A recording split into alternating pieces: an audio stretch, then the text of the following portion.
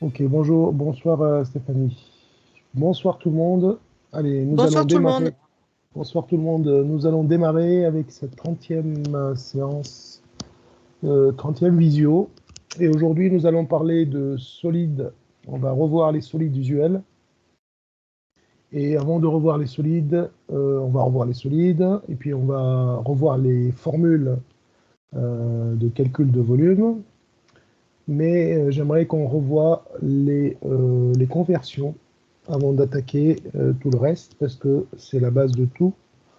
Et à partir de là, si on sait convertir des longueurs, normalement, on doit savoir convertir des aires, mais également des volumes et tout le reste. Alors, donc, je vous ai mis un fichier qui résume de la maison d'édition Hatier, qui résume très très bien toutes ces conversions-là, mais on va les revoir en visio. Et j'attendrai vos questions, s'il y a des questions, s'il y a des points de blocage, il faut vraiment les traiter, parce on vous attend là-dessus, hein, vraiment.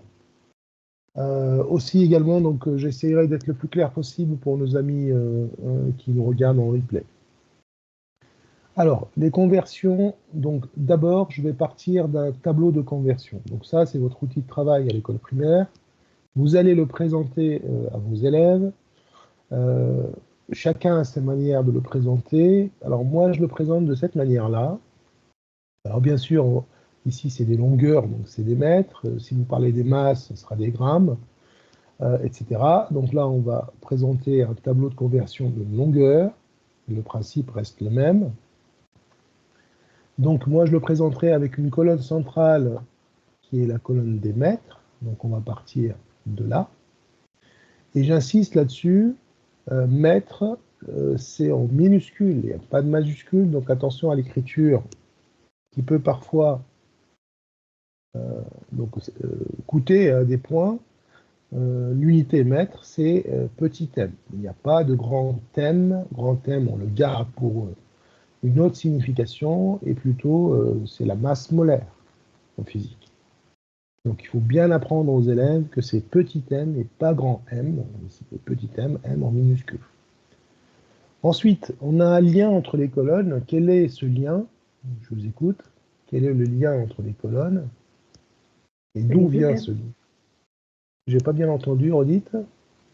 Il y a le M dans chaque colonne. Oui, bien sûr, on aura donc c'est des divisions du mètre ou c'est des multiples de mètres. Mais quel est le lien entre les colonnes?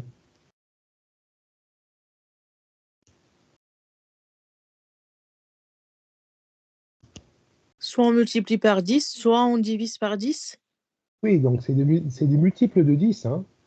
C'est où on divise par 10, oui, en effet, ou bien, donc pour passer d'une colonne à une autre, on va diviser par 10 ou on va multiplier par 10. Et d'où ça vient ça?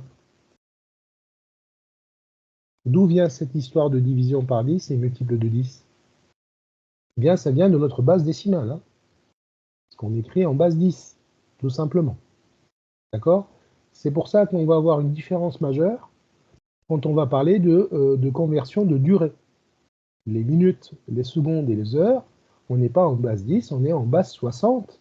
Donc si vous passez d'une colonne à une autre, il va falloir ou diviser par 60, ou bien multiplier par 60, ou des 60, des puissances de 60. Ici, ce sera des puissances de 10, pas des multiples de 10, pardon. Hein. Ok, qui revient à des multiples de 10 dans la base 10. Mais dans la base 60, on aura des puissances de 10, 60 fois 60, fois 60, etc. Ok, donc je le présenterai de cette manière-là. Donc colonne centrale en mètres, la colonne centrale, c'est les mètres. Maintenant, en passant à droite, donc ici, on va avoir des quantités, on va diviser le mètre en dixièmes, et donc le dixième de mètre, la contraction de dixième de mètre, c'est décimètre. La contraction de centième de mètre, c'est centimètre, et la contraction de millième, vous avez compris, donc c'est millimètre. Donc ça, c'est la partie de droite. La partie de gauche, comment vous allez la présenter?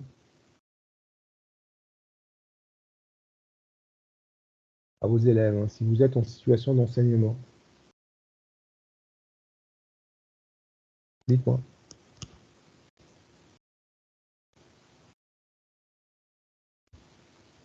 Est-ce que vous avez une idée?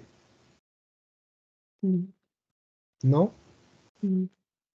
Est-ce qu'on présenterait comme en fait unité, en fait dizaines, centaines et milliers, unités du millier? Oui, mais en fait, c'est exactement ça. Vous êtes dans un nombre ici, hein.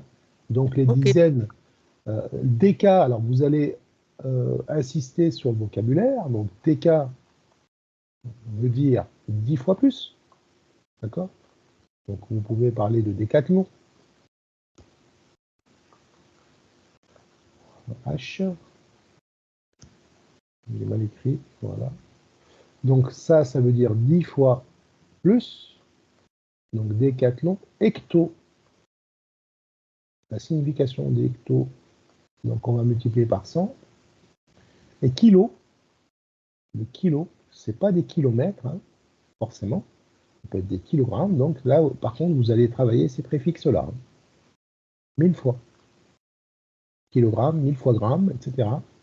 Et donc on retrouve la construction du nombre, hein, à travers cette présentation de tableau.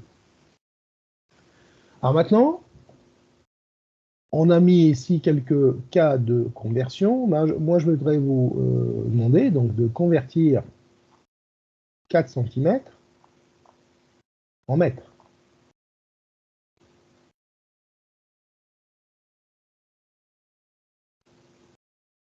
Ensuite, 4,12 cm en mètres. Et je vais vous demander comment procéder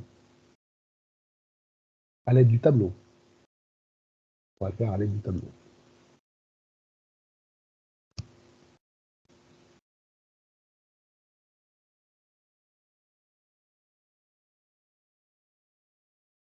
Donc pour passer de centimètre à mètre, on va diviser, on va multiplier.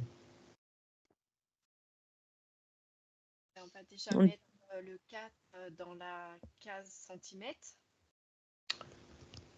Oui, 4 dans la case centimètre. Donc 4,12, 4 dans la case centimètre, comme ceci. Et puis après, pour convertir en mètres, on mettra devant le 4 des zéros jusqu'à atteindre la case mètre. Ok. Et donc, quelle est la conversion?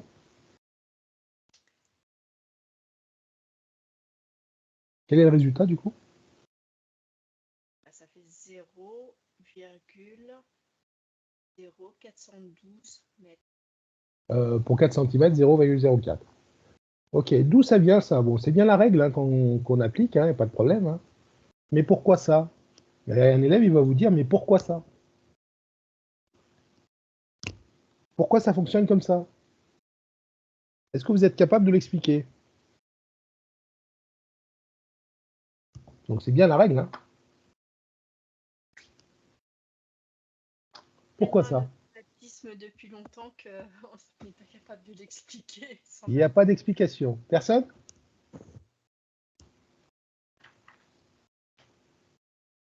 Donc ça, c'est les pièges. C'est 100 fois plus petit? 100 fois plus petit, oui, oui, oui. C'est une explication, mais un élève de l'école primaire, ça va être compliqué. Oui. Ça va être compliqué. Mais plus simple que ça, en fait. Bon, là, en fait, pourquoi on a ajouté des zéros? Puisque, en fait, moi, je leur dis, et j'essaie de dire aux élèves de retenir cette règle-là, j'essayerai de dire aux élèves de retenir cette règle-là, on met le chiffre des unités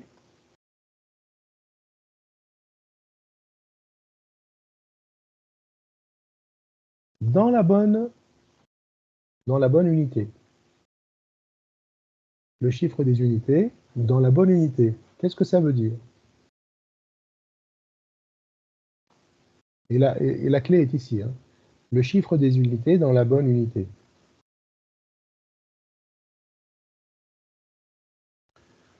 Ça veut dire quoi? Ça veut dire ici le 4 cm. Pourquoi je l'ai mis dans la colonne des centimètres? Bah parce que c'est 4 unités de centimètres. L'unité, c'est centimètres. Donc mon chiffre des unités doit être dans la bonne colonne.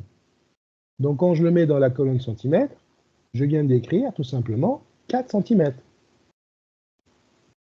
Alors maintenant, si je veux convertir, je change d'unité. Mais mon chiffre des unités, lui, c'est le 4 là. Est-ce qu'il va changer de colonne? Bah, il ne peut pas. Parce qu'ici, il change de colonne, c'est plus des 4 cm. Donc c'est moi qui vais bouger. C'est moi qui vais aller dans la bonne colonne. Et c'est là où je vais mettre mon chiffre des unités. Et mon chiffre des unités a une colonne vide. Bah, la nature n'aime pas le vide. La nature a horreur du vide. On va combler le vide avec des zéros, en fait. Et donc, on obtient 0,04. Donc, ce qu'il faut retenir, c'est le chiffre des unités dans la bonne unité. On est dans un tableau de conversion d'unité. On change d'unité. Et quand vous changez d'unité, vous allez aller choisir l'unité qui convient. Alors maintenant, c'est bien aussi de leur dire que quel est le plus grand? Est-ce que c'est 4 cm? Est-ce que c'est les centimètres ou les mètres? Donc quand on va dans ces directions-là, forcément, on va vers une unité plus grande. D'accord? Donc on aura un nombre plus petit que 4, parce qu'on a changé d'unité. OK? Oui. Ça va Ok. un peu mieux? Ça va un peu mieux ou pas? Oui, ça va Regardez, mieux. Oui. on va faire 4,12 cm, vous allez voir, ça va être plus clair. C'est important pour la suite. Hein. Donc 4,12 cm. Bon, je vais rester dans la colonne centimètres, mais je vais regarder mon chiffre des unités, donc c'est 4. Et après, je vais placer le reste. Je m'en fiche du reste. Ce qui m'intéresse, c'est lui. C'est le chiffre des unités dans la bonne unité. Et maintenant, je voudrais le lire dans la colonne des mètres. Je bouge. Et en bougeant, je complète le vide. Jusqu'à arriver au chiffre des unités. Il doit être dans la bonne unité, donc 0,0412. Voilà, donc on retient ça. Hein. Donc l'utilisation d'un tableau de conversion, c'est ça. Alors maintenant, vous êtes des PE, des grands. Alors qu'est-ce que vous allez utiliser? Eh bien, il faudra connaître pas mal de conversions assez rapidement et ne pas utiliser le tableau à chaque fois. Les conversions qu'il va falloir connaître assez rapidement, c'est qu'un mètre, puisque 1 centimètre, c'est le centième de mètre, donc 1 mètre, c'est 100 fois plus grand que le centimètre. Donc le passage là, on a multiplié par 100, qu'on doit connaître. Et si je reviens en arrière, je dois diviser par 100 pour aller de centimètre à mètre. Donc je divise par 100, c'est 1 centième que je peux écrire de cette manière-là. Alors pareil, qu'est-ce qu'il faut connaître aussi? Il faut connaître qu'un kilomètre, c'est 1000 mètres. Et 1 mètre, c'est 1 millième de kilomètre, donc 0,001 km. Assez rapidement, sans problème. Pareil pour le décimètre. Bon, voilà. Donc, ces choses-là, pardon, il faut les connaître. Hein.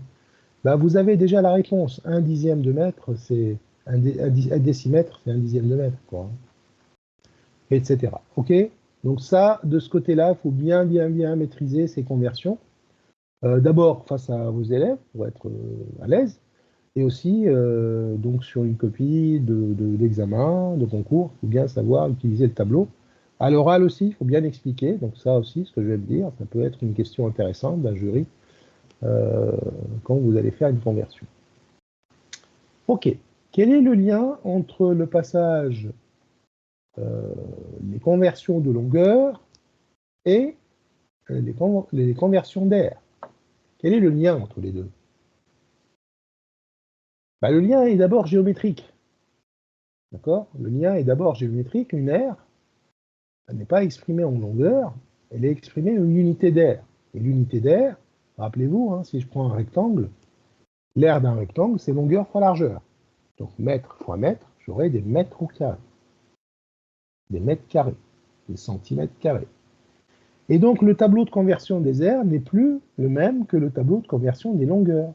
Donc on va arriver à un tableau où on a doublé les colonnes. Ben, pourquoi on a doublé les colonnes? Ben, parce qu'on a cette histoire d'air. Puisque si vous multipliez 10 par 10, vous allez avoir 100 et pas 1 cm².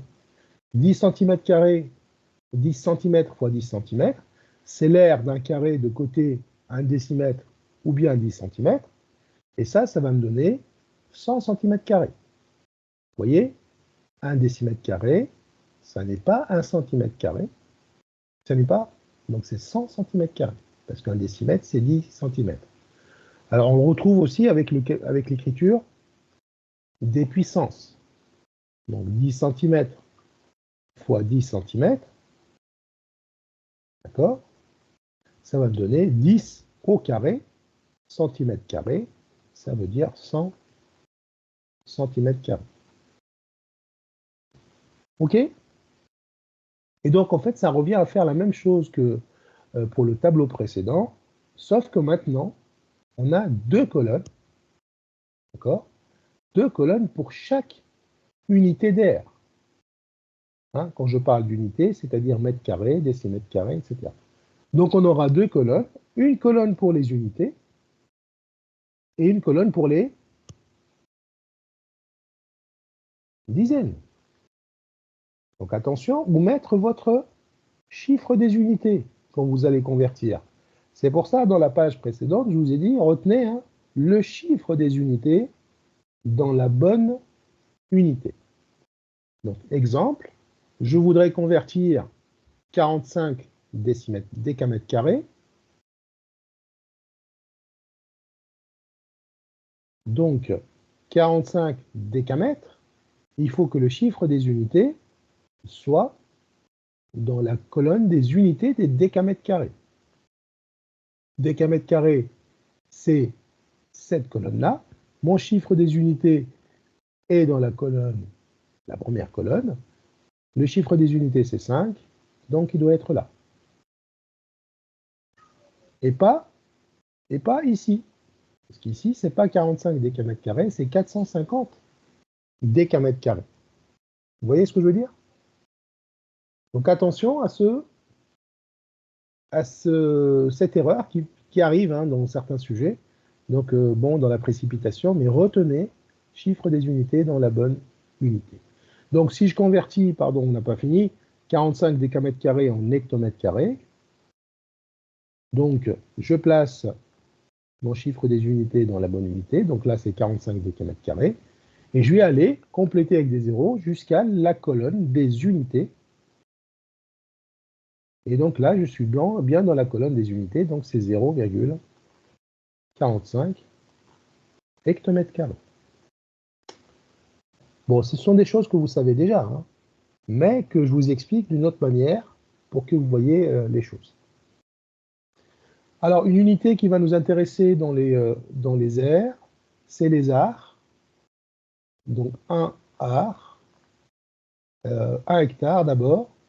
1 hectare, c'est tout simplement 1 hectomètre carré, d'accord, qui est égal à 100 arts. Parfois, on le voit apparaître dans certains sujets. Est égal à 100 arts, c'est des unités agricoles. Et 100 arts, c'est tout simplement, donc regardez, donc c'est 100 décamètres carrés. Alors en général, ce qu'il faut retenir, c'est que 1 hectare, c'est égal à 1 hectomètre carré. J'ai oublié un A ici. 1 hectare, c'est 1 hectomètre carré. C'est-à-dire un carré de côté, 1 hectomètre fois 1 hectomètre. 100 mètres fois 100 mètres. D'accord? En gros, je vais mettre entre parenthèses. Ça fait du 100 mètres fois 100 mètres. Ce qui nous donne 1 hectomètre fois 1 hectomètre. 1 hectomètre carré. Donc si je convertis 1 hectomètre carré, donc 1 hectare en mètre carré, vous allez avoir 10 000, 100 et 100, donc 10 à la puissance 100 au carré, ça fait 10 à la puissance 4 mètres carrés. Donc 1 hectare, c'est 10 000 mètres carrés. Donc c'est beaucoup, hein. C'est pour ça on utilise ces unités pour les unités, pour les terrains agricoles. Ok, est-ce que vous avez des questions? Et donc le principe reste le même, donc c'est multiplicatif quand c'est plus grand, et quand on revient en arrière, on divise, mais pas par 10, attention, hein. Donc on va diviser par 100 à chaque fois. Mais le tableau est utile dans la mesure du possible, mais on peut s'en passer, parce que si je connais bien le calcul des puissances, je peux m'en sortir. Alors regardez, donc si je vous dis par exemple 1 cm, est-ce que vous pouvez me donner 1 cm, ça fait convertir centimètre en mètre. Ça fait combien? 1 centimètre en mètre. Je vous écoute. 0,01 mètre. Ok. En puissance de 10. 10 puissance moins 2 mètres. Voilà, 10 puissance moins 2 mètres. Eh bien, 1 cm carré, regardez, on va mettre tout le monde au carré. Donc, 10 à la puissance moins 2 au carré.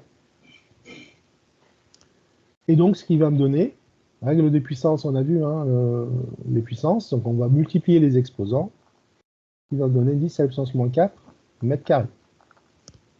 Vous voyez? On peut le faire pour un hectomètre carré, qui est un hectare.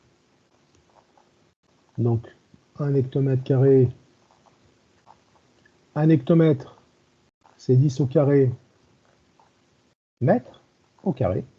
Et on retrouve notre résultat. 10 à la puissance 4 mètres carrés, c'est-à-dire ce qu'on vient de dire, un peu plus haut, 10 000 mètres carrés. D'accord?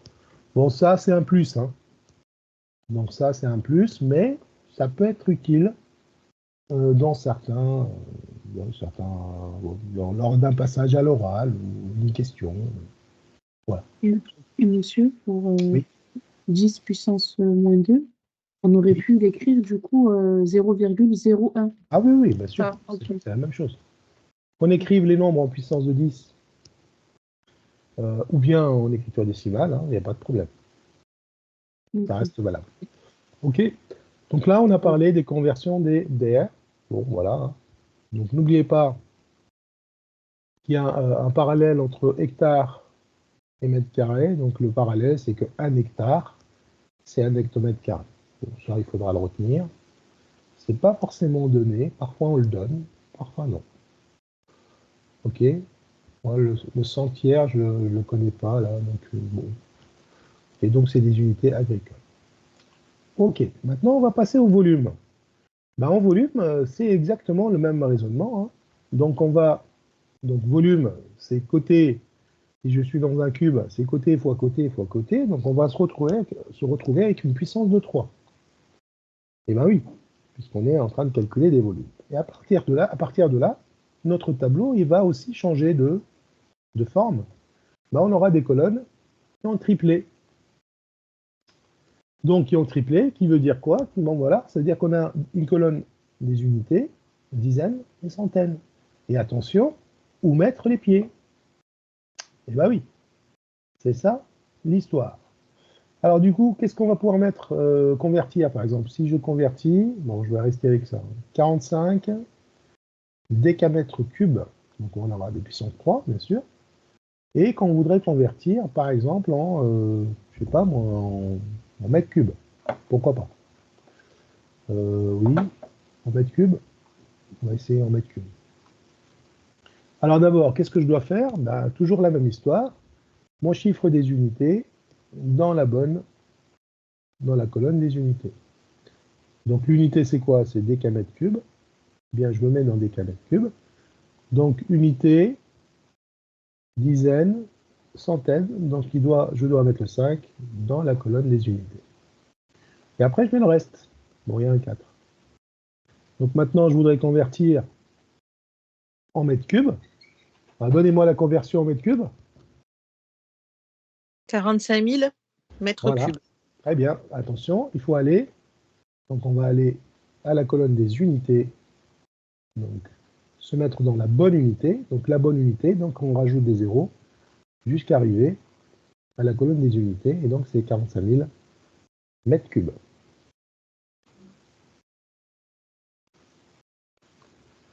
Ok. Rien de difficile, il y a juste à appliquer. Bon, on fait une autre. Si je prends n'importe quoi, je vais le mettre en 1 décimètre cube. Allez, 1 décimètre cube.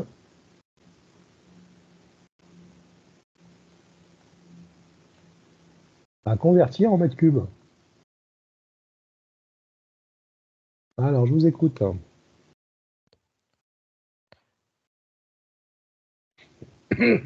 Pardon. 1 1 décimètre cube. décimètre cube multiplié par 10 puissance moins 3. Donc, on aura 10 puissance moins 3. 1 décimètre. 2, 3. Ouais. 10 puissance moins 3 mètres cubes. C'est ça? Oui, a priori. Ok. Que je peux écrire comme ça. Vérifions à l'aide du tableau. Donc, 1 décimètre cube, ben, je vais mettre ça dans la bonne unité. Donc, 1 dans la colonne des unités et des décimètres cubes. Parfait. Maintenant, il faut que j'aille jusqu'à la colonne unité de l'unité mètre cube. Donc, à gauche, et on va s'arrêter là. On est bon. Très bien, pas de problème. Bah oui, tu as tout à fait raison, parce qu'un décimètre, c'est 10 puissance moins 1 mètre, c'est un dixième d'un mètre. Et a fortiori, si je passe au cube, donc si je passe au cube, ben, j'élève tout le monde à la puissance 3, et donc celui-là, il passe à la puissance 3, ce qui nous donne une 10 puissance moins 3. Très bien. Alors, autre chose, d'autres unités à connaître, ce qu'on appelle les contenances. Alors, première chose à connaître, c'est que 1 mètre cube, on peut passer de mètre cube à litre. Et on a un passage 1 décimètre cube en décilitre. Et on a aussi centimètre cube vers le millilitre. Alors, 1 mètre cube, donc là c'est les volumes, et ça c'est ce qu'on appelle l'unité des contenances, hein, quand on a un liquide, mais pas que, hein. Parfois on utilise ces unités-là. Alors, 1 mètre cube, ça fait combien de litres? 1000 litres. 1000 litres. Alors, est-ce que je les ai mis là? Non, j'ai oublié de les copier. Ça fait 1000 litres, très bien. Donc ça, pas de problème. Bon, ça, quand vous le connaissez, ça va vous permettre de placer la colonne des litres dans le tableau des volumes. C'est ce qu'on va faire ensemble.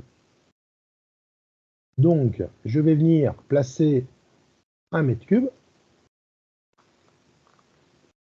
et je vais aller jusqu'à 1000. D'accord? Si on connaît ça, on peut placer sans problème le reste. Donc, 1000. Donc, le chiffre des unités doit être dans la bonne unité. Encore une fois, vous voyez, je répète toujours la même chose, hein. Donc, 1000 litres. Donc, forcément, la colonne des litres, c'est la colonne suivante. Ça, c'est la colonne des litres. Vous voyez? 1 mètre cube, ça fait 1000 litres. Et donc, ici, je vais être plus grand, plus petit. C'est quoi ici? C'est la colonne des... À gauche, là, vous voyez le curseur, là? Décalitre. Décalitre. Et ici, Hectolitre. hectolitre. Bah, hectolitre, c'est ce qu'on va utiliser pour les bouteilles, etc. Pour les liquides en vin, du vin, on parle d'hectolitre. Donc décalitre, on ne va pas l'utiliser beaucoup, mais je vais l'écrire quand même. Donc plutôt, hectolitre, c'est souvent utilisé dans pas mal d'exercices. On va revenir à gauche, enfin à droite, pardon. Donc là, du coup, c'est décilitre. centilitres, décilitres, centilitres et millilitres. Millilitres. OK. Alors, qu'est-ce qu'on peut donner comme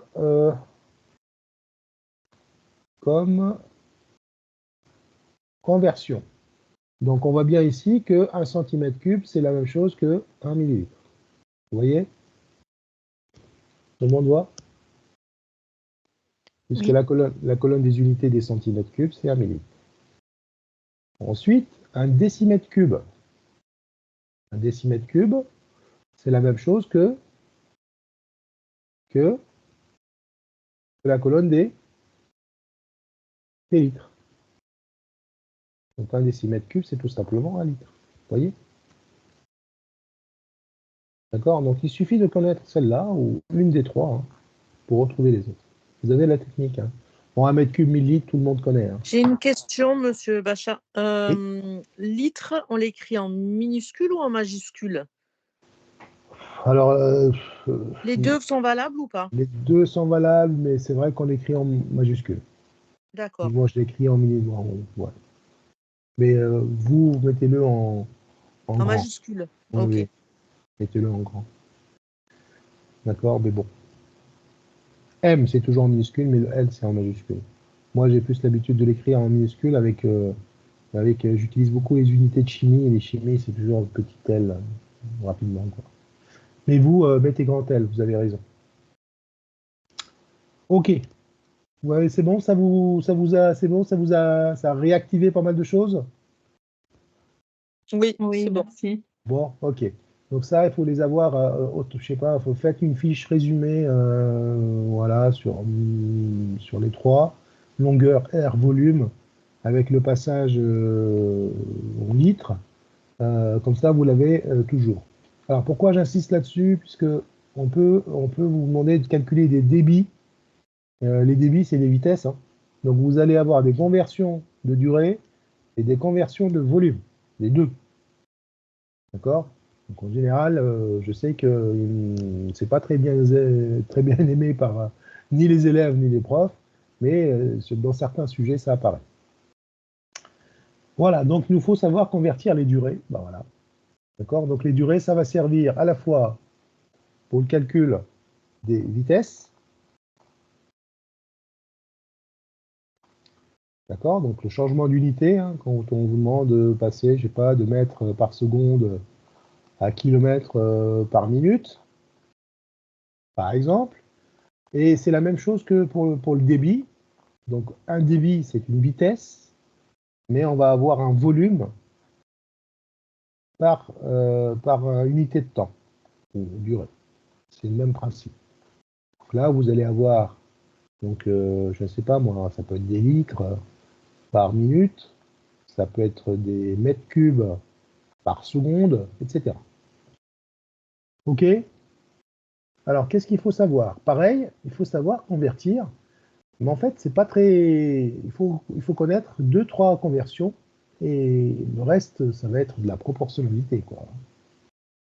Alors, ce qu'il faut savoir, d'abord, quand vous êtes en heure, bon, ça, tout le monde le sait, c'est ce que vous allez dire à vos élèves, une heure, c'est 60 minutes. 60 minutes. 60.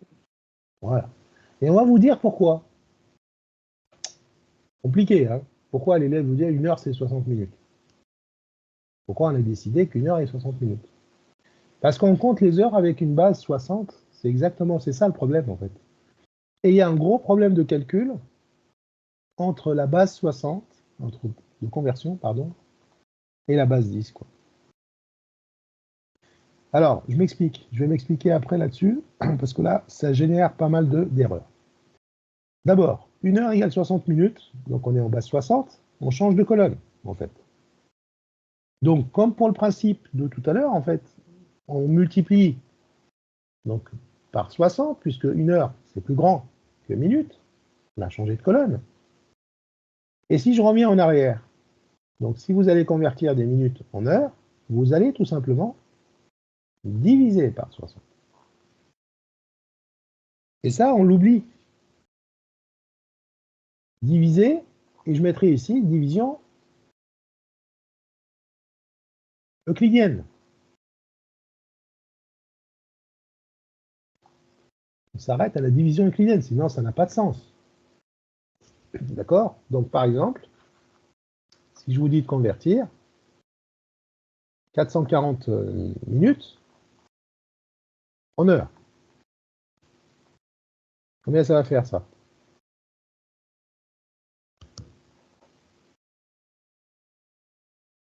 Ça va faire, on va diviser 440 par 60. Ça fait 7 heures, 7 Bon, 7 fois 6, 42, donc ça me fait 420. Il va me rester 20. D'accord? Division euclidienne. Donc j'aurai 7 heures et un reste de 20. Et 20, c'est des minutes. 7 heures, 20 minutes. Et pas 7 heures 20. Ça ne veut rien dire 7 heures 20 sur un sujet, hein, ni 7,20. Ça, c'est pas 7,20. Ou 7,2. Est-ce que vous voyez la différence? Oui. Alors, combien ça donne 7,2 heures en minutes? Bah oui, il faut le montrer. Il faut expliquer pourquoi à un élève.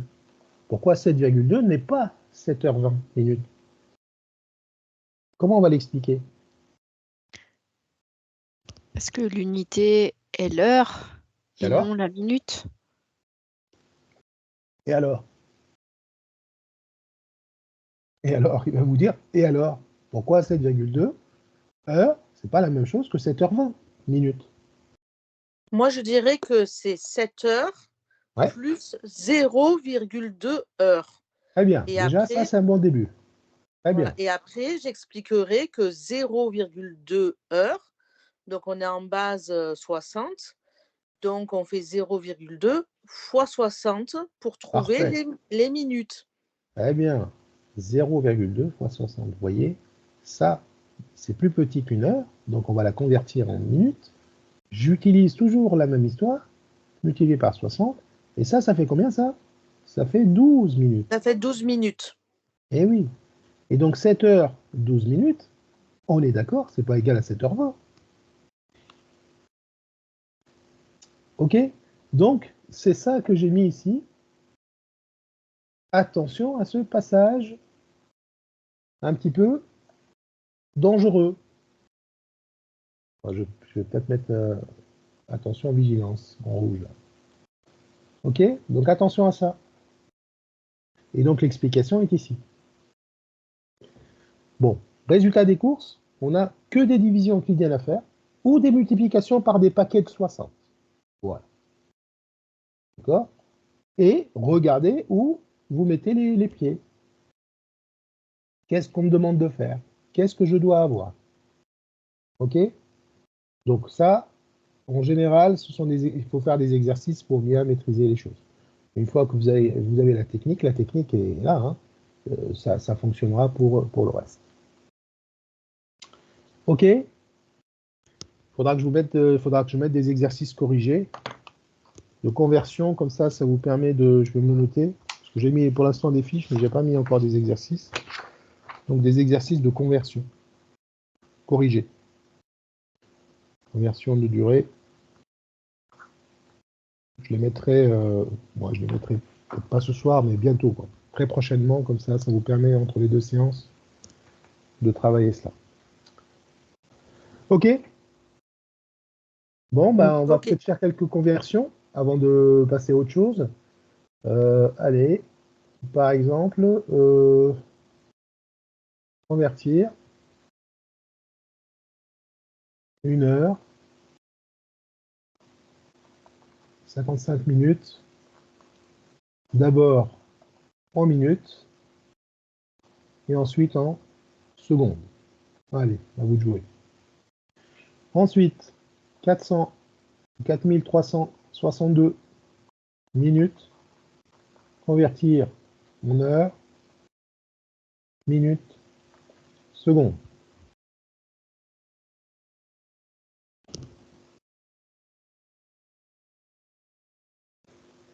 Bon, je n'ai pas dit que, en général, ça sera expliqué sur un sujet, une année, en moyenne, pour pas trop se prendre la tête, on vous dit que c'est 365 jours.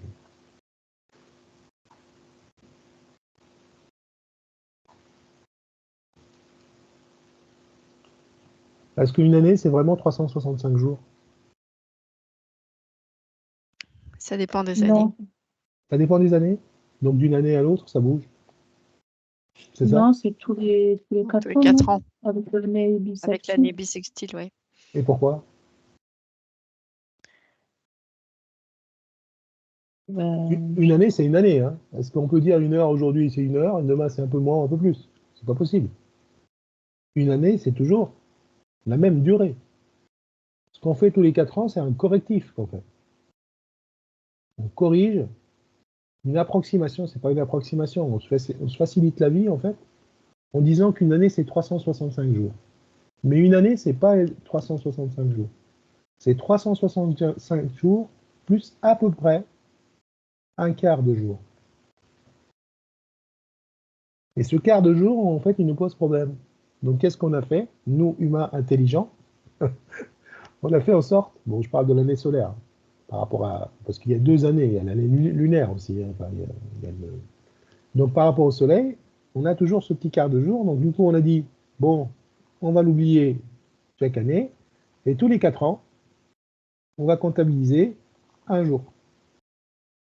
Ce qui fait que tous les 4 ans, vous avez une année bissextile de 366 jours. Donc c'est juste un trafic humain, une manipulation. C'est pas un trafic, c'est une manipulation pour nous simplifier la vie, parce qu'en fait, tous nos calculs de salaire, c'est basé avec des logiciels, et les logiciels ont besoin d'une durée fixe. Hein. Et donc, bon voilà, ça nous facilite la vie. Et donc, 365 jours pour tout le monde, sauf tous les 4 ans. Et ça, vous allez le dire à vos élèves aussi. Donc, en général, c'est dans le programme primaire même. Je ne sais pas dans quelle matière vous travaillez ça, peut-être en SVT, en physique, ça doit être la physique. Bref, donc vous allez aborder ce problème-là. Mais en général, dans les sujets, c'est 365 jours en général. Alors, 1h55, faut que j'arrête de parler. Ça fait combien de minutes? 115, Combien? J'ai pas entendu. 115, 115. 115, on est d'accord? Donc 60 plus 55, ça nous fait 115 minutes. Bravo. Combien de secondes? 6900. Qu'on multiplie par 60. Voilà. Bon, dans ce sens-là, pas de problème. Dans l'autre sens, On divise par 60. on divise par 60. Du coup, si vous divisez par 60 minutes, vous allez passer à des... Heures. je sais pas pourquoi j'ai mis... en fait, je me suis trompé ici. J'aurais dû vous mettre... Désolé. Hein. Je voulais mettre secondes, en fait. Ah oui, c'est pas pareil. C'est pas pareil. Ah oui, Bah ça oui, change tout. bah oui, c'est pas, ça n'a pas de charme, Ouais. sinon. Euh, Alors, comment faire?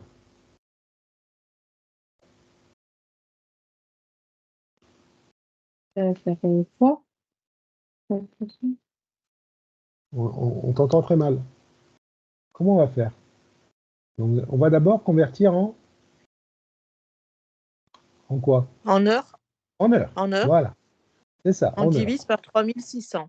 C'est ça. Donc, j'ai dit, donc on passe une colonne, des fois 60. Donc, une heure, c'est 60 minutes, ce qui est égal à 60 fois 60, ce qui est 60 au carré, hein, secondes. D'accord? S pour seconde. Donc, 3600. Donc, dans ce sens-là, on va multiplier par 3600 pour passer des heures d'heures en secondes. Et donc, si je veux revenir en arrière, bah, c'est de la proportionnalité. Hein, donc, je dois diviser par 3060. Mais attention, division, on a dit euclidienne. Pas de division décimale, sinon vous êtes mal. Hein. Donc, une division avec reste. Bon, je Et prends ça, ma on ne peut pas calculatrice. le faire sur la calculatrice. Comment On est ça, on ne peut obligé pas le faire? Bah si, vous Que pouvez moi, le sur faire. la calculatrice, ça me met que des résultats décimales, quoi. Si Ah en bah, utilisant la fonction oui, euclidienne. c'est ça. Donc je vais Ah, ok, annuler. je l'ai pas Ok. encore sur ma calculatrice. Voilà. Pourquoi il ne veut pas effacer erreur, erreur, erreur, erreur. Ok. Je vais faire second off. Je ne sais pas pourquoi elle s'est mise à déconner. Donc, qu'est-ce qu'on a dit comme division? 4365 divisé par 3600. Voilà, donc 4365. Et là, vous allez utiliser la division euclidienne. On l'a vu, la division euclidienne. Donc, on va activer la division euclidienne, là. Et 3600. Entrée.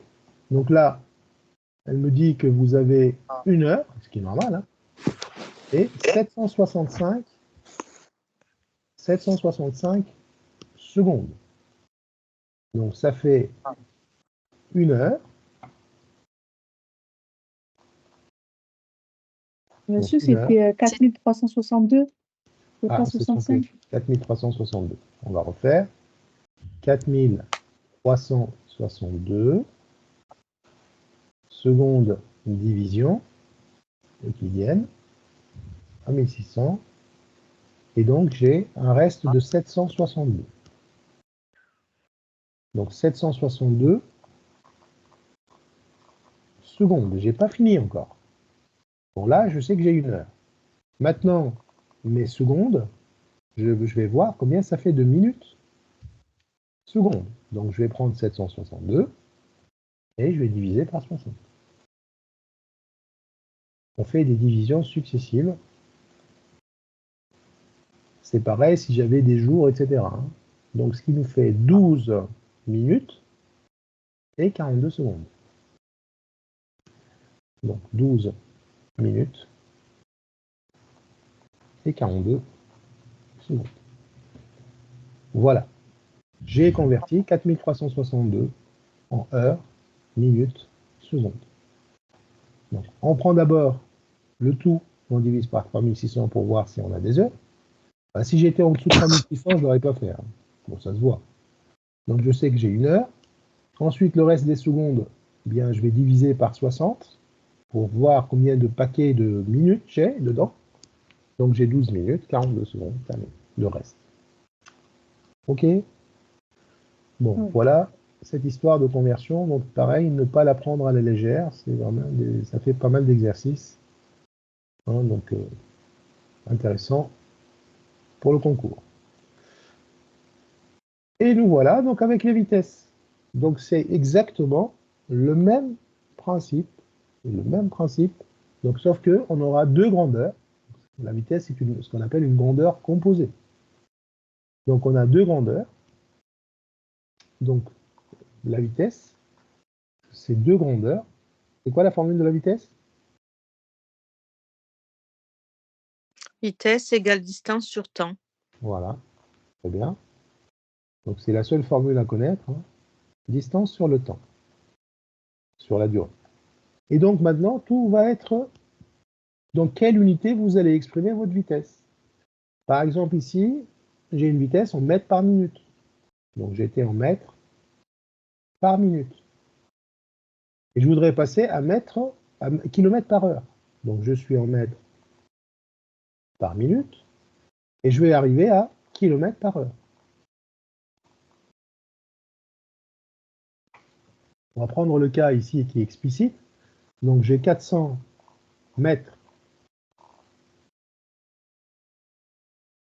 et une distance de 400 mètres qui a été parcourue en 4 minutes. Très bien. Bon, maintenant, si je donne ma vitesse comme ceci, elle est exprimée en mètres par minute, mais moi je la veux en kilomètres par heure. Donc je commence par convertir mes mètres, par exemple, en kilomètres. Ou bien je me dis, 4 minutes ici, je vais passer à heure. Comment faire pour passer de 4 minutes à heure? Eh bien là, vous êtes dans un tableau de conversion, de proportionnalité. Regardez. J'ai 400 mètres qui ont été parcourus en 4 minutes. Mais moi, je voudrais savoir par heure. Donc, une heure, c'est 60 minutes. Je vais faire mon produit en croix. D'accord? Et je vais voir combien de distance va être parcourue en 60 minutes. Ben, le produit en croix, il me donne quel résultat là? Qu'est-ce que je dois faire comme opération? Donc, je vais faire mon produit en croix. Donc, c'est 60 multiplié par 400 divisé par 4. Je n'ai pas suivi le chemin là. Donc, je répète, j'ai une certaine distance D qui a été parcourue pendant ce temps T. Donc, ça, c'est ma vitesse. Et je voudrais exprimer ma vitesse, qui est ici, pas en mètres par minute, mais en kilomètres par heure. Donc, je commence d'abord à... J'aurais pu commencer par mètres, hein, mais là, je regarde la durée. Donc, 400 mètres ont été parcourus en 4 minutes. Combien de distance vont être parcourues en 60 minutes? Produit en croix, 60 fois 400 sur 4. Donc là, je vais simplifier par 4. Ici, il va en rester 1. Et donc, ça fait 6. Ça fait 6000. 0, 0, 0. Donc, j'ai une distance de 6000 mètres qui a été parcourue en 60 minutes. C'est-à-dire en une heure. Ça, c'est la même chose que 6000 mètres en une heure. Mais 6000 mètres, c'est exactement 6 km. Donc, je divise par 1000, si vous voulez. Donc, je vais avoir 6 km en une heure. Et donc, la vitesse attendue, c'est 6 km par heure. Alors, dans la rédaction, évidemment, vous n'allez pas faire tout ça. Dans la rédaction, vous allez tout simplement rédiger comme un cas de proportionnalité. Donc, vous allez tout simplement dire les choses clairement. Donc, distance D parcourue en, c'était quoi, 4 minutes. Et donc, vous faites votre tableau. Donc, vous dites D égale à temps, la distance parcourue en une heure et de temps. Donc ça, vous avez réglé le problème de la distance. Et après, vous allez convertir votre distance donc vous allez l'avoir en mètres d'abord, et ensuite, vous allez la convertir en kilomètres. Et ensuite, à la fin, vous allez écrire V égale D sur T. Donc la distance, vous allez l'écrire en kilomètres, c'est ce qu'on a trouvé, donc 6, divisé par le temps en heures. Bah, ici, c'était une heure, donc 6 sur 1, c'est-à-dire 6 km par heure. Pareil, donc ce sont des questions qui tombent assez souvent au brevet. Est-ce que ça vous va?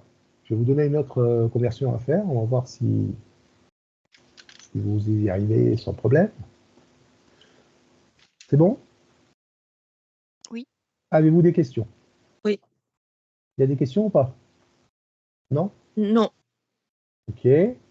Allez, une petite conversion. Je vais peut-être montrer là. Là, c'est bien.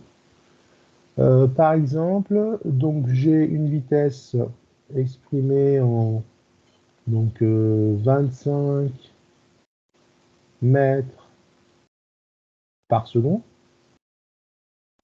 OK? Et je voudrais l'exprimer en kilomètres par heure.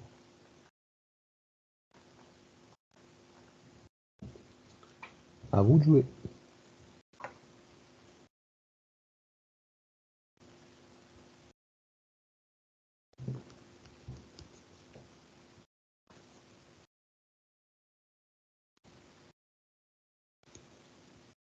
C'est bon pour moi.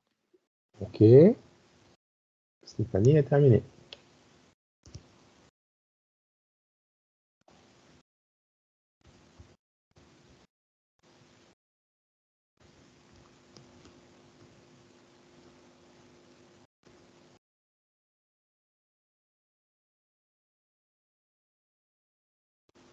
On va attendre que vos camarades aient fini.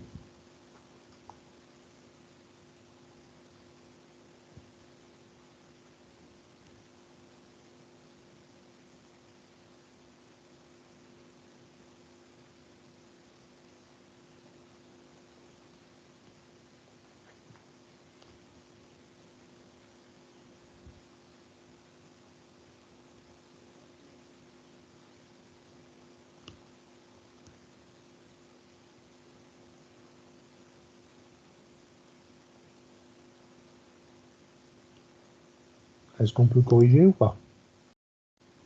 Oui. Ok, donc Stéphanie a fini la première, je t'écoute. Moi, j'ai fait avec multiplié par 3,6. Ça, j'aime pas trop. Ah. Parce que ça s'appelle la boîte noire, Oui. et on ne sait pas comment ça se passe. Après, vous me l'avez expliqué, c'est avec la proportionnalité. Exactement. Mais voilà, et je fais à chaque Parce que fois. le jour du concours, bon, multiplié par 3,6, ok. Si j'enlève ici secondes, je mets minutes, c'est terminé. Oui ou non? Non, mais là, je regarde. Vous avez mis mètres par seconde. Je sais que mètres par seconde et kilomètres heure, à chaque fois, c'est multiplié par 3,6 ou divisé par 3,6. Est-ce qu'on peut le démontrer? Bon, alors c'est divisé, multiplié, donc parfois on peut se mélanger les pinceaux. Mais on n'a pas besoin de retenir ces formules comme ça. Mais c'est bien, hein, si tu la retiens. Oui, je retiens celle-là parce qu'à chaque fois, je me trompais. Et justement, Ah, et pourquoi on se et trompe? justement, Et pourquoi on se trompe? Bah, parce mais que voilà. on Et peut à pas se chaque fois tromper. pour celle-là, voilà, pour celle-là, pour mètres seconde et kilomètres heure, donc je l'ai retenue et du coup, ça passe bien. Ok. On va essayer de détailler. Regardez ce qu'on va faire. Donc, il faut qu'on ait une méthode. Si on a la méthode, on ne peut pas se tromper. Donc, la méthode, c'est la proportionnalité, ni plus ni moins. Donc, je vais aller vers des kilomètres par heure. Donc là, j'ai 25 mètres parcourus par seconde. Donc, j'ai toutes les 1 seconde. Il n'y a rien à faire là. J'ai juste écrit la distance sur le temps. 25 mètres, 1 seconde. Moi, je voudrais que le temps soit exprimé en quoi? En heure. En heure. En heure. En heure. Donc, 1 heure, c'est combien de secondes? 3600. 3600.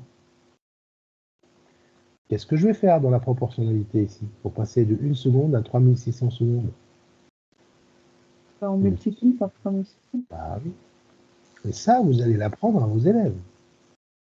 Ça, c'est la méthode. D'accord? Hop, 3600. Donc 25 fois 3600. Je vous laisse me faire le calcul. À mon avis, on aura 9 ici qui va 90 pas. 000. 90 000. Voilà. On a presque fini. Vous voyez? Donc 1 heure, c'est bon. J'ai ici 1 heure. 90 000 mètres. C'est quoi? C'est tout simplement 80 2 km. km. Et donc la réponse est 90 km. On ne s'est pas cassé la tête à retenir des choses qui viennent polluer notre esprit. Alors c'est vrai, maintenant si tu regardes 25 mètres par seconde à 90, ici on a multiplié par 3600, et ensuite on a divisé par 1000. Et donc 3600, le premier facteur c'est 3600, le deuxième facteur c'est divisé par 1000. Et donc là, si je simplifie, ça donne 3,6. La formule retenue par notre camarade Stéphanie. Vous voyez? Ça vient de là, le 3,6. Mais bon, ça, c'est les professeurs de physique qui donnent souvent ce raccourci aux élèves, qui l'appliquent parfaitement bien. D'accord? Donc, on a des élèves de seconde qui vont faire ça. Ouh là là, assez rapidement. Dès que j'enlève seconde, je mets minute, terminé. Alors qu'un tableau de proportionnalité comme celui-là explique les choses correctement, sans problème. Ok? Et le C'est jour bien? du concours, on doit faire un petit tableau comme ça? Oui, C'est pourquoi mieux? pas? Ah D'accord. oui, bon, moi je préfère voir un tableau correctement fait que avoir un fois 3,6, comme pas mal de gens qui le donnent, et je vois des organismes de formation, mais à tout va, qui donnent ça, sans expliquer la base en fait. La base, c'est de la proportionnalité. Point à la ligne. Qu'on soit en Bon, minutes, secondes, etc. Mais là, fout. Monsieur Bachat, Oui. Monsieur Bachat, je le savais en fait que c'est une histoire de Oui, non, mais je proportionnalité. ne te fais pas de critique. Je te fais pas de critique. Hein. D'accord. Je parle à tous les candidats que je vois, à tous les élèves, mais je critique les professeurs qui D'accord. donnent ce raccourci. C'est souvent pas des professeurs de mathématiques. Alors, si un professeur de mathématiques donne ce raccourci, c'est pas un prof de maths. Hein. Il n'a pas la qualité d'un professeur de mathématiques. Voilà, je lui retire cette qualité-là. Par contre, les professeurs de physique, c'est vrai, ils ne veulent pas se casser la tête avec la proportionnalité. Et d'ailleurs, un professeur de physique n'aime pas trop la proportionnalité parce que En physique, on n'est pas toujours dans une situation de proportionnalité, en fait. On n'est pas toujours dans ce cas-là. D'accord? Je vous donne un exemple, et je les comprends parfaitement. Si on fait une expérience en laboratoire, en labo, et on a ce genre de résultat, quoi. Donc on n'est pas dans la proportionnalité. Et donc on va plutôt, en physique, on va plutôt simplifier les choses et aller vers des modèles. Et donc là, c'est justifié en physique. En mathématiques, on n'a pas à dire aux élèves d'utiliser, mais on le voit sur des manuels, on va de partout. Mais moi, je suis contre, voilà. C'est mon point de vue, j'ai le droit de râler à ce niveau-là. Ok, et je vous conseille de ne pas le dire aux élèves, du bon, oui, on peut passer, mais il faut expliquer le tableau, c'est clairement les choses. Le 90% du programme de collège, 90, hein, allez, 80%, c'est de la proportionnalité. Thalès, c'est de la proportionnalité. Triangle semblable, c'est de la proportionnalité. Les homothéties, c'est de la proportionnalité. Le calcul de pourcentage, c'est de la proportionnalité. Calcul de vitesse, c'est de la proportionnalité. D'accord? Donc, on met l'accent là-dessus parce que c'est quand même la base de pas mal de calculs. Et ça nous permet de réactiver cette notion, cette histoire de proportionnalité. Fonction linéaire aussi. Ok, on a pris pas mal de temps, mais c'est pas grave, c'est pour la bonne cause. Ok, autre chose, on vous demande de convertir. Là, par contre, c'est de la physique, mais ça apparaît dans pas mal de sujets de concours. C'est la masse volumique. Alors, qu'est-ce que c'est que la masse volumique? Bon, on l'écrit avec une lettre grecque, ρ, c'est la masse divisée par le volume. D'accord? Voilà. Donc ça, c'est ce qu'on appelle la masse volumique. Et la masse volumique, elle s'exprime dans pas mal d'unités. Et ça se comprend, parce qu'on a deux grandeurs. Elle est composée d'un quotient, c'est une grandeur quotient, de deux grandeurs. La masse, qui peut être exprimée en grammes, en kilogrammes, ou autre, et le volume, qui peut être exprimé en mètres cubes, mais aussi en litres. Alors, bah, je vais écouter Stéphanie qui m'a fait la remarque. Voilà. En litres, etc. Décilitres, bien sûr. OK? Et donc, il va falloir savoir convertir les masses volumiques dans la bonne unité. On va faire cet exercice-là. On va prendre le même et on va l'expliquer avec la proportionnalité. Donc, 2,8 kg par mètre cube. Et on voudrait l'exprimer en grammes par litre. Donc, je me fais mon petit tableau tranquille et on va voir ce que ça donne. Voilà. Tac. Donc là, je vais écrire masse. Là, je vais écrire volume. Je ne suis pas obligé, mais j'aime bien que ça soit les choses, que le tableau soit clair. Donc, j'ai ma masse en kilos. J'ai mon volume en mètres cubes. Ça, c'est bon pour tout le monde? Oui. Oui. Donc, une masse de 2,8 kg. Elle a un volume de combien en mètres cubes? 1 mètre cube. 1 mètre cube. Bon. C'est la définition de la masse volumique. Si vous avez un ρ, une masse volumique de 2,5 kg par mètre cube, c'est-à-dire que 1 mètre cube, un volume d'un mètre cube, va peser 2,8 kg. D'accord? En fait, la masse volumique va classer les matériaux en fonction de leur masse volumique. Par exemple, comment ça s'appelle, l'acier, le plomb, le PVC, voilà, ils vont avoir des masses volumiques on va pouvoir les différencier rien qu'avec ça. Et c'est important en physique. Alors du coup, mais moi je voudrais l'exprimer en grammes par litre. Bon, je commence d'abord par passer en grammes. Je vais laisser d'abord mètre cube. Un mètre cube, je vais commencer par voir grammes, par passer en grammes. Donc, pour passer de kilos en grammes, on fait quoi? On divise par 1000. Vous êtes sûr? On multiplie par 1000. Il faut que ça soit réglé cette histoire. Hein. Si on passe de kilogramme à gramme, on va multiplier par 1000. Vous êtes d'accord? 1 kilo, 1000 grammes. Donc, je suis passé de 1 à 1000. J'ai multiplié par 1000. D'accord, oui, oui, désolé. Je me suis trompée. Non, non, mais il vaut mieux se tromper aujourd'hui. Hein. Faites toutes les erreurs aujourd'hui, comme ça, comme ça, c'est clair. Donc, on multiplie par 1000, ça nous fait 2800 grammes. Qu'est-ce que je dois faire en dessous?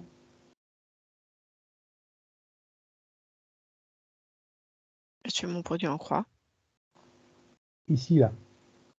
Je dois multiplier par 1000. Pardon. Non, non, non, non. Là, pardon, je dis n'importe quoi. Donc, j'ai converti et j'ai toujours 1 mètre cube. Faut pas se distraire. Hein. Ok, on n'a rien fait ici, on a juste changé l'unité 2,8 kg en grammes. C'est la même chose. Hein. On a juste écrit ça différemment. D'accord? Mais on a toujours des mètres cubes en bas. Ok? Bon, on va plutôt l'appeler un tableau de conversion qu'un tableau de proportionnalité, parce que je n'ai pas utilisé la proportionnalité. Hein. Est-ce que ça va pour tout le monde? Oui. J'ai dit Oui. un tableau de proportionnalité, mais j'utilise juste les conversions.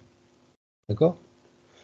Vous allez voir, je ne vais pas utiliser la proportionnalité, mais pas du tout. Je vais rester en conversion tranquille jusqu'au bout. Alors maintenant, qu'est-ce que je vais faire? Je vais faire apparaître, donc là, au-dessus, ça me va, 2800 grammes, donc il n'y a pas de problème, c'est ce que je voulais. Je voulais quelque chose exprimé en grammes. Donc j'ai une masse exprimée en grammes. Et maintenant, il faut que je convertisse les mètres cubes en En litres. litres. Pour passer de mètres cubes en litres, on fait quoi comme opération? On multiplie par 1000. Par 1000, on l'a vu, hein. Donc 1 mètre cube, c'est 1000 litres. Donc je vais multiplier par 1000. Juste ça, juste une conversion. On n'est pas en train d'utiliser la proportionnalité. Hein. 1000. Maintenant, ça y est, j'ai ma masse en grammes, j'ai mon volume en litres, donc je peux calculer ma masse volumique en grammes par litre. Donc, ça va me donner 2800 grammes divisé par 1000, et ça, c'est du gramme par litre. Bon, on simplifie. Donc, 28 divisé par 10, ce qui va me donner 2,8 grammes par litre. OK? Oui. Ça vous convient? Donc, Oui. quand vous avez des conversions, donc d'abord et avant tout, regardez dans quelles unités vous êtes. Là, on était en kilogrammes par mètre cube. Et en général, à partir de là, vous allez évoluer pour arriver à ce que vous voulez. D'accord? Donc vous changez c'est juste une histoire de conversion. D'accord? Mais la conversion reste de la proportionnalité, mais on ne va pas se mélanger les pinceaux. Restons avec cette logique-là. Vous voyez, on n'apprend rien par cœur. On convertit. Là, j'ai parlé de masse volumique. On peut parler de débit. C'est la même chose. Débit, ça sera un volume par unité de temps. On aura le même raisonnement. Exactement le même. La vitesse, on a fait la même chose. D'accord? On a fait la même chose. Ici, on a converti, on a utilisé la proportionnalité parce qu'une distance parcourue en une seconde, on passe à des heures. Donc là, c'est de la proportionnalité. Mais là, tout ce qui est masse volumique, c'est juste des conversions de grandeur, histoire de les mettre dans la bonne unité. Alors pour votre culture générale, donc quand on gramme par litre, c'est des unités qui sont utilisées en chimie, en général, en chimie physique, hein, et kilogramme par mètre cube, c'est ce qu'on appelle les unités du système international. Quand vous voulez chercher un produit, le PVC par exemple, dans la bibliographie, sa masse volumique, elle sera exprimée en kilogrammes par mètre cube. Dans les laboratoires de chimie, on va plutôt parler en grammes par litre, les unités usuelles de travail. Bon, il est quelle heure? 23. Bon, ça va vite. Ce que j'ai prévu les volumes. Bon, on va quand même aborder ça rapidement. On va au moins écrire c'est des formules que vous connaissez déjà, donc comme ça sera fait. Et la semaine prochaine, on fera des calculs de volume. avec ou pas des conversions. Donc, un cylindre. Quelqu'un peut me Est-ce donner... que cette fiche, elle sera déposée sur... Oui, oui, elle est déposée. Ok. Elle est déjà déposée. Ah ben là, super, merci. Ok, elle est déposée, mais il n'y a pas les volumes, donc je les rajoute ici. Comme ça, vous les ajoutez D'accord. sur la fiche. Le volume du cylindre. Est-ce que quelqu'un peut me donner la formule du volume d'un cylindre? C'est pi r au carré fois hauteur. Voilà, R de la base fois la hauteur. Retenez ça, toujours. La base, c'est un disque. R de la base, donc c'est un disque. L'air de la base, c'est pi r carré fois la hauteur. Donc R de la base multiplié par la hauteur. Voilà. Le pavé droit, bah, pareil, R de la base multiplié par la hauteur, sauf que la base ici, c'est un rectangle. Donc on aura longueur fois largeur, ça c'est l'air de la base, multiplié par la hauteur. C'est des choses que vous connaissez déjà. Un pavé droit, c'est un parallélépipède. Donc le cube, c'est un pavé droit particulier, c'est que toutes les faces sont carrées et identiques du coup. Et donc le volume du cube, R de la base, côté fois côté, puisque c'est un carré, mais les autres faces ont on a les mêmes arêtes de partout, donc côté fois côté fois côté, qu'on peut écrire côté. Donc ça, c'est la même chose que côté. Côté à la puissance 3.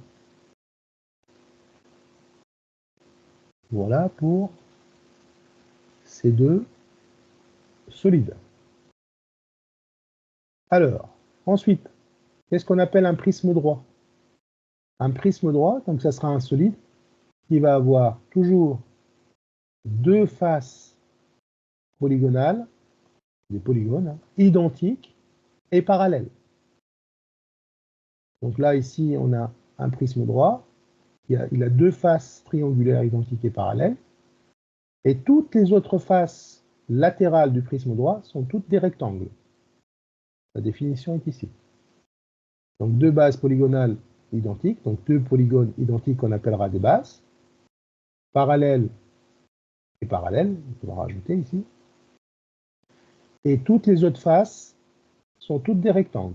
Les faces latérales sont rectangulaires. Donc ici, regardez, donc ça aussi c'est un prisme droit, puisque vous avez deux bases polygonales identiques et parallèles. Et toutes les autres faces latérales, c'est des rectangles. Donc on a des rectangles de partout. Pas forcément les mêmes, hein. Là ils ne sont pas identiques les rectangles. Mais on a de partout des rectangles. On peut avoir n'importe quelle base, hein. Par exemple, si je trace une base n'importe quoi, ça, je refais la même chose ici, et je relie, et donc je relie avec des faces latérales rectangulaires, j'obtiens un prisme droit. Alors la qualité ou les caractéristiques ou la propriété plutôt de ces prismes droits, c'est que leur volume, c'est toujours la même formule. La formule du volume, c'est R de la base fois la hauteur. Donc le volume d'un prisme droit, c'est encore une fois R de la base, mais la base, je ne la connais pas. Ce n'est pas une forme que je connais forcément. Alors, ça peut être un triangle, je connais l'aire d'un triangle, c'est base, c'est donc la hauteur du triangle fois la base du triangle. Donc j'ai l'aire de ce triangle-là. Mais ça peut être une base inconnue, hein, et là on vous donnera l'aire. D'accord? Donc l'aire de la base fois la hauteur. Alors je n'ai pas défini la hauteur, ce que c'est que la hauteur d'un prisme droit. Eh bien, dès que vous avez repéré les bases de votre prisme droit, la hauteur, c'est tout simplement la distance qui sépare les deux bases, les deux bases polygonales qui sont identiques. C'est ça la hauteur. Donc la hauteur ici, c'est celle-là, c'est cette arête à F. Et ici, c'est cette arête à B qui est égale à DC, évidemment, égale à EF. Ok? Donc le prisme droit, il apparaît dans certains sujets, c'est bien, donc il faut bien connaître cette histoire-là. Donc on a parfois donc, à calculer l'aire de la base, quand c'est un triangle. Donc on vous donnera 2-3 indications, ou parfois on utilisera Pythagore. Une fois que vous avez l'aire de la base, Ici, vous la multipliez par la hauteur qui est souvent donnée. Est-ce que vous avez des questions? Ça va, c'est clair? J'essaie d'être le plus clair possible. Ok. Alors maintenant, un tétraèdre, une pyramide et un cône, qu'est-ce qu'ils ont comme point commun, les trois là? Donc, Ils sont en pointe. en pointe, ils ont un sommet, donc ce qu'on appelle un sommet. Donc ici, le tétraèdre, c'est une pyramide. Hein, d'accord? Donc une pyramide, c'est tout simplement un solide qui va avoir toutes les faces latérales des triangles, des faces triangulaires. Donc c'est le cas ici du tétraèdre aussi. Et une base. Une base. Donc puisque toutes les faces latérales sont triangulaires, donc forcément on a un sommet. D'accord? Ici, le tétraèdre, il a la particularité d'avoir 4 faces triangulaires. Même la base est un triangle, donc on l'appelle un tétraèdre. 4 triangles. Alors, qu'est-ce qu'il faut voir sur une pyramide? Il faut d'abord voir sa base, puisque c'est elle qui va nous intéresser, et la hauteur. La hauteur, c'est la distance entre la base et le sommet de la pyramide. Et donc, on a toujours la hauteur qui est perpendiculaire, vous voyez ici, hein, perpendiculaire à la base. Donc souvent, quand c'est une base régulière, hein, donc un carré, etc., vous allez utiliser Pythagore. Et donc le volume de la pyramide, c'est l'aire de la base, comme dans les autres cas, fois la hauteur. Mais le problème de la pyramide, c'est qu'on a perdu de la matière par rapport au pavé droit. Regardez, il y a tout ça qui manque autour. Et on a perdu exactement les 2 tiers. Donc on a gardé que le tiers. En fait, c'est le tiers d'un pavé droit. Si on avait complété jusqu'en haut correctement avec des faces, si c'était un prisme droit, j'aurais 3 fois plus que la pyramide. Donc on n'oublie pas de diviser par combien? 3. Par 3. D'accord? Ça vient de ce fait-là. Donc retenez qu'il y a de la perte de matière. Hein. C'est normal. D'accord? C'est pour ça qu'on utilise des pyramides ou des cônes pour vous mettre des pop-corns. Hein. C'est pas parce que c'est joli. Hein. Hein? Parce qu'on vous met le tiers de la marchandise. Hein. 3 fois moins que dans un cylindre. D'accord? Donc si vous réclamez un cylindre rempli de pop-corn, d'accord? En fait, vous allez avoir 3 fois plus que dans un cône. Il y a la même hauteur et la même base. D'accord? C'est pour ça qu'on utilise maintenant de plus en plus des cônes dans pas mal de choses. Hein, les glaces, les pop-corn, etc. Et pire encore, il y a certains vendeurs qui vont aller utiliser des cônes et qui vont être tronqués. C'est-à-dire ici, en fait, il est coupé à l'intérieur. Vous ne le voyez pas. Il vous met des pop-corn, mais il ne va pas jusqu'au bout.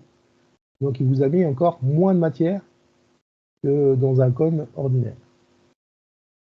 Voilà les trucs les techniques de marketing. C'est même pas des marketing, pour moi c'est du vol, mais bon.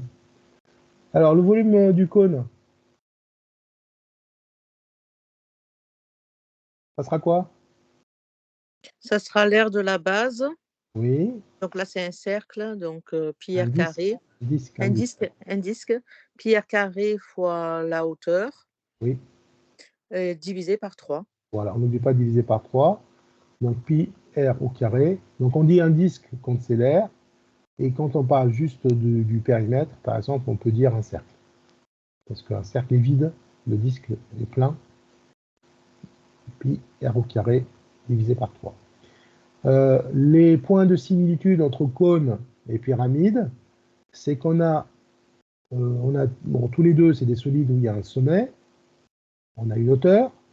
Donc le cône, la hauteur, elle est vraiment perpendiculaire, enfin elle est perpendiculaire, mais au disque, à la base, et elle passe par le centre de la base, d'accord?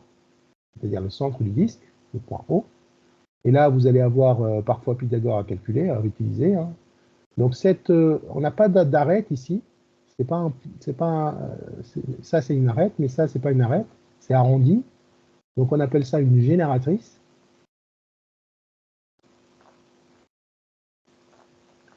Une génératrice.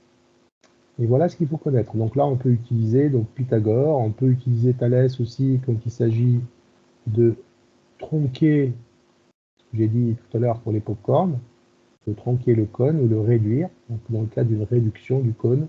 Donc pareil ici, on peut réduire notre pyramide. Et donc on va utiliser forcément Thalès ou l'homothétie dans le cadre des transformations. Ok, donc on a vu, donc bien retenir toutes ces formules ne sont pas forcément données. On les donne parfois, parfois non. Alors le volume, alors pour la boule ou la sphère, donc quand il s'agit d'un volume, on va parler de la boule. Quel est le volume de la boule?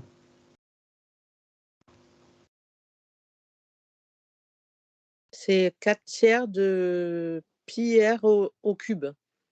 Eh bien, 4/3 pi r au cube. R étant le rayon de la boule. 4/3 fois pi fois r au cube. Ça, c'est le volume. Dans certains exercices, on vous demande de l'aire de la boule. L'aire de la boule, c'est-à-dire la surface de la boule. Pas le volume, la surface extérieure de la boule. Alors l'aire de la boule, c'est tout simplement 4 fois pi fois rayon au carré. D'accord? Donc on retient qu'il y a un carré par rapport à un volume, il y a toujours r au cube, et c'est 4 fois pi fois r au carré. Ok, donc ça, parfois on vous demande de calculer l'aire d'une boule. Par exemple, une bille d'un stylo, ce qui nous intéresse, c'est l'aire de la bille, puisque l'encre va s'étaler autour de la bille. Donc, ce n'est pas le volume qui va nous intéresser, mais plutôt l'aire de la boule. Bon, désolé, j'ai un petit peu débordé. Excusez-moi, l'aire de la boule, c'est la surface latérale, en fait. C'est la surface, oui, on ne parle pas de surface latérale, mais latérale quand il y a une base, mais la surface de la boule. La surface de la Terre, D'accord. la surface de la Terre, par exemple, ça sera l'aire de la Terre. Ça sera l'aire d'une boule. Même si la Terre, ce n'est pas tout à fait une boule. Il y en a qui pensent qu'elle est plate, hein. Mais c'est pas tout à fait une boule, mais c'est une boule aplatie sur l'épaule, sur les bords, le pôle Nord et le pôle Sud, ils sont plutôt un affaissement. Elle est aplatie légèrement, donc c'est pas tout à fait une boule, mais on peut l'approximer avec une boule parfaitement sans problème. C'est pour ça, parfois, on parle d'un diamètre moyen. Le diamètre que vous avez entre le pôle Sud et le pôle Nord, et l'Est et l'Ouest, c'est pas tout à fait le même diamètre, puisqu'elle est un peu affaissée, enfin, écrasée sur les pôles. Donc on prend souvent un diamètre moyen, mais ça c'est pas des choses à savoir pour un sujet. Hein. D'accord. Donc, par contre, l'air, voilà. Donc quand on regarde la planète Terre, ce qui nous intéresse, c'est pas son volume. Ce qui nous intéresse, c'est la surface. Et donc pour calculer la surface de la Terre, donc on utilise l'aire de la boule, c'est 4 fois pi fois le rayon carré. D'accord. Voilà la différence entre les deux, et parfois ça peut faire le sujet d'un exercice. Voilà, on va peut-être arrêter là pour aujourd'hui. Donc la prochaine fois, on fera des calculs, hein, donc avec ces formules-là, histoire de s'entraîner, et puis peut-être des conversions d'air, de volume, ça dépend de ce qu'on aura. Je vous mettrai donc des exercices de conversion d'unités pour la prochaine fois. Et j'ai déjà prévu des exercices de calcul de volume que je voulais faire aujourd'hui, mais bon, on ne peut pas les faire en 1 heure. Ok. Est-ce que vous avez des questions? Est-ce que vous avez des demandes particulières? Non? Bon, ça vous convient alors? Oui, moi j'ai juste du mal en fait avec les volumes, ça va, mais c'est pour ça que je vous posais la question, les surfaces en fait. Les calculs d'air? Ouais, les calculs d'air, souvent, voilà, je me trompe en fait parce que je confonds. Alors des fois, Là, j'ai pas un sujet en tête, mais souvent, dans des sujets du CRPE, on demande en fait la surface latérale et souvent, moi, je me plante en fait entre le volume, entre la surface, entre oui. Ouais. Mm. Oui. La surface latérale, oui, c'est la surface latérale, on va additionner toutes les surfaces, hein. Et même les bases, hein. La Donc pour un surface latérale, cylindre, par contre, voilà, pour le pour le cylindre, pour le on cylindre, va donc ça sera si donc j'ouvre, l'air donc des deux disques plus ouais, la plus le surface, rectangle. le rectangle en fait. C'est ça, c'est ça. Ok, d'accord. Parfois, dans certains sujets, on va vous parler d'une boîte ouverte aussi. Attention, donc il faut bien lire Et oui, l'énoncé. donc on compte pas, voilà, c'est ça. Mais Et oui, on ne compte pas le couvercle. voilà, c'est ça.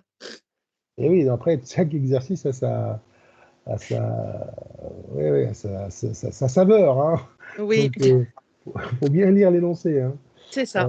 Mais la surface, quand on parle de surface latérale, on additionne toutes les surfaces. Toutes Mais les même dans surfaces. un sujet, s'il y a une erreur dans un calcul de surface latérale où le candidat a comptabilisé les deux, c'est pas ça qui va faire en sorte de. Non. On fait en sorte, le barème il est tellement fait que. C'est-à-dire que bon, il est passé à côté, mais c'est pas gravissime. D'accord. Ce qui est grave, c'est de ne pas savoir utiliser la bonne formule pour calculer l'air. C'est pas de savoir, c'est de se tromper dans une conversion de longueur basique. C'est de ne pas arrondir correctement les choses et à chaque fois ça se répète. C'est de ne pas citer les théorèmes. Ça peut pénaliser. Voilà. Mais bon, surface latérale, on peut se tromper. Même un professeur, il regarde, il lit ça en diagonale, il oublie une surface et ok. Mais en général, les sujets sont faits, sont même contrôlés et même faits par des professeurs avant que ça soit validé comme un sujet d'examen. Et on essaye de ne pas passer à côté on souligne bien les choses pour que l'idée, c'est pas de piéger le candidat. Voilà. L'idée, c'est pas vraiment de le piéger. Donc, c'est pas l'idée. Ok? Ok. Oui. Merci beaucoup. Mais je vous en prie. Je vous en prie, mais on Merci fera des beaucoup. calculs. Hein. Donc là j'essaie de boucler un petit peu pas mal de leçons pour qu'on soit prêt pour un sujet blanc. J'imagine en début d'année, début 2024, après les fêtes. Ok. Hein, après les fêtes, on aura la matière pour faire un bon sujet. Ouais, bonne idée. Bon, voilà. Merci beaucoup. Je vous en prie. Allez, passez une bonne soirée. Bonne Merci, soirée à vous vous aussi. aussi. Au Au revoir. revoir. Bonne soirée à tous. Au Bonne soirée revoir. à tous.